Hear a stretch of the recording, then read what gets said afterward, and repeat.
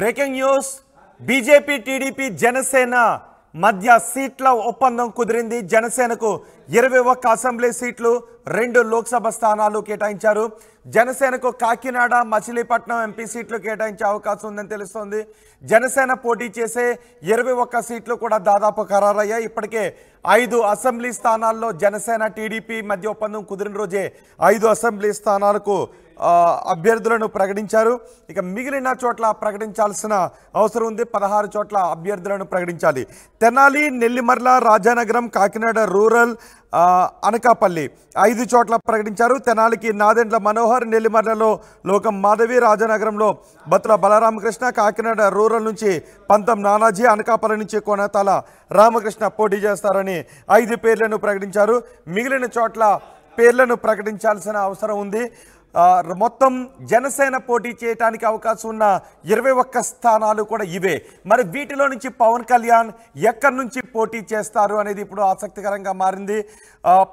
జనసేన పోటీ చేసే 21 స్థానాలు దాదాపు ఇవే అని ఖరారైనట్టుగా తెలుస్తోంది. Razole, Rajanagaram, Tenali, Nellimarla, Anakapalli, Kakinada rural, Nidadavolu, Pithapuram, Bhimavaram, Narasapuram, Tadepalligudem, Pendurthi, Visakha south, Yelamanchili, Avanigadda, Amalapuram, Vijayawada west, Darsi, Tirupati, Anantapuram urban, Polavaram 21 స్థానాలు ఇవే. జనసేన పోటీ చేసే 21 స్థానాలు ఇవే. ఒకటి అరా ఏమన్నా మార్పు ఉంటే ఉండొచ్చు, కానీ దాదాపు ఇదే లిస్ట్ ఖరారైనట్టుగా తెలుస్తోంది. ఇందులో 5 అభ్యర్థులను మొదటి రోజే ప్రకటించారు. మొదటి లిస్టులోనే ప్రకటించారు. తెనాలి, నెల్లిమర్ల, రాజానగరం, కాకినాడ రూరల్, అనకాపల్లి ఈ 5 స్థానాలను మొదటి లిస్టులో ప్రకటించారు. ఇక మిగిలిన చోట్ల ఎవరెవరు అభ్యర్థులు పోటీ చేస్తారో అనే విషయంపై కసరత్తు జరుగుతోంది. దాదాపు ప్రకటించే అవకాశం కనిపిస్తోంది. ఈరోజు రేపట్లో ప్రకటించే అవకాశం కనిపిస్తోంది. మా ప్రతినిధి రాజేష్తో మాట్లాడదాం. రాజేష్, మొదటి లిస్టులో 5 పేర్లను ప్రకటించారు. ఇక రెండవ లిస్టు ఎప్పుడు ప్రకటించే అవకాశం ఉంది?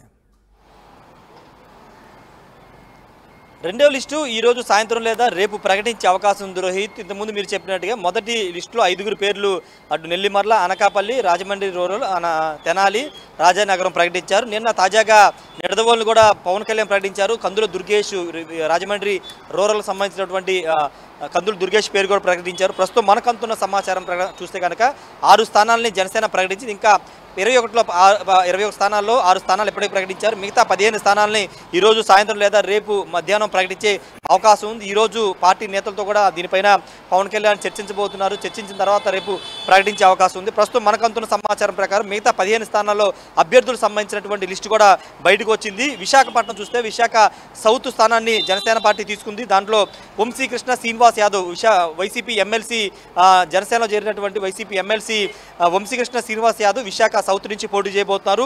యలమంచిలి నియోజకవర్గం నుంచి సుందరపు విజయ్ కుమార్ ఆల్రెడీ స్పోక్స్ పర్సన్గా జనసేన పార్టీ స్పోక్స్ పర్సన్ ఉన్నటువంటి సుందరపు విజయ్ కుమార్ పేరు బలంగా వినపడుతుంది. ఇక పెందుర్తి నియోజకవర్గానికి సంబంధించి వైసీపీ నుంచి వచ్చినటువంటి పంచికర్ల రమేష్ బాబు పేరు బలంగా వినబడుతుంది. ఆయన పెందుర్తి నియోజకవర్గం నుండి పోటీ చేయబోతు తెలుస్తుంది. అనకాపల్లి ఆల్రెడీ కొనతాల రామకృష్ణ ఇప్పటికే మొదటి లిస్టులో ప్రకటించారు. ఇక నరసాపురం ఉమ్మడి పశ్చిమ గోదావరి సంబంధించి నరసాపురం నియోజకవర్గం చూస్తే బొమ్మిడి నాయకర్ పేరు వినబడుతుంది. ఈయన మత్స్యకార సామాజిక వర్గానికి సంబంధించిన వ్యక్తి. ఈయన పేరు బలంగా వినబడుతుంది.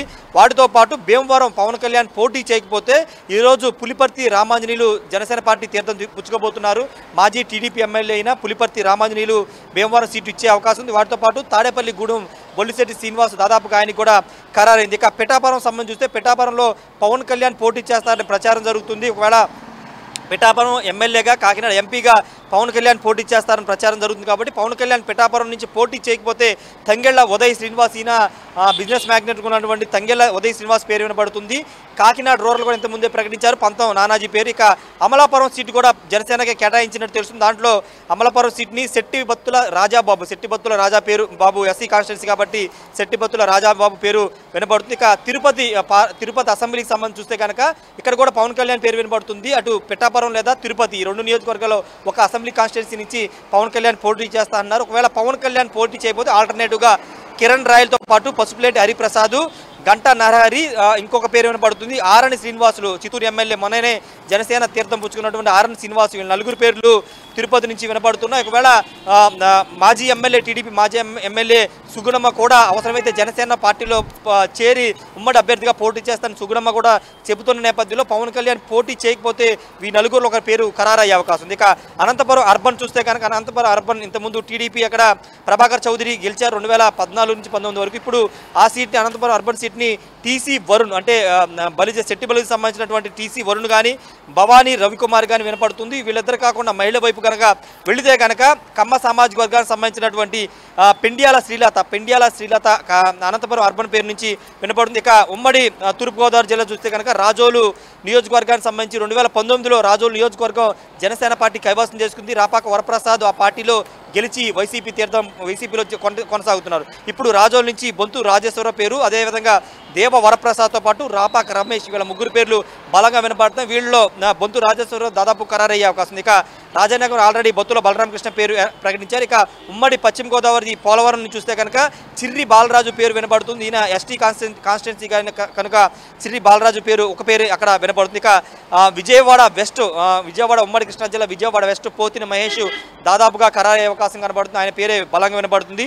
అవనిగడ్డ నియోజకవర్గాన్ని చూస్తే కనుక ఉమ్మడి కృష్ణా జిల్లా అవనిగడ్డ బండ్రేడి రామకృష్ణ, మాదివాడ వెంకటకృష్ణ, ముకృతి శ్రీనివాస్, వీళ్ళ ముగ్గురులో ఒకళ్ళకి ఖచ్చితంగా సీటు ఇచ్చే అవకాశం కనబడుతుంది. ఇప్పుడు మనం ప్రకటించినటువంటి ఈ పేర్లే దాదాపుగా ఖరారయ్యే అవకాశం ఉంది. వీళ్ళ పేర్లు ఆల్రెడీ పవన్ కళ్యాణ్ టేబుల్ మీదే ఉన్నాయి.